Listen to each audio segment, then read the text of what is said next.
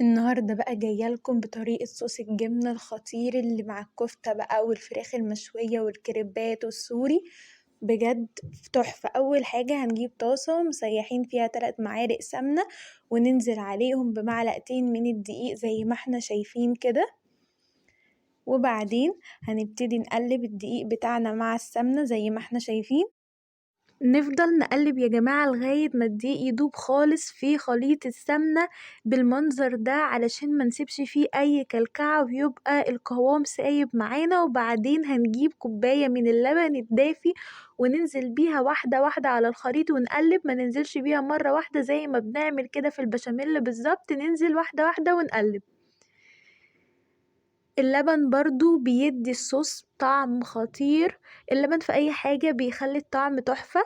وبعدين هنقلب تاني علشان احنا اهم حاجة عندنا منسيبش اي كلكعة في الصوص عشان يبقى حلو معانا.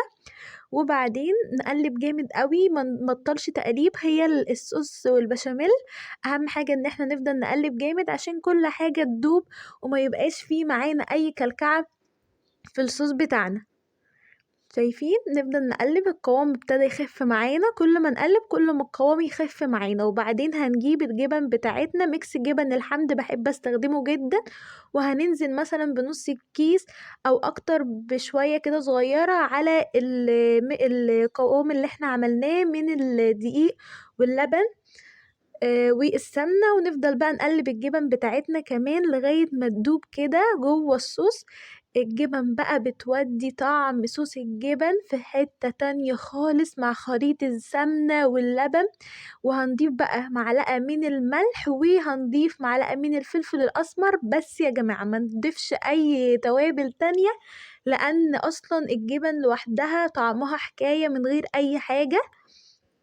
وانا ضفت بقى هنا معلقة زيت عشان القوام يسيب اكتر معايا بالشكل ده ويبقى بيلمع كده.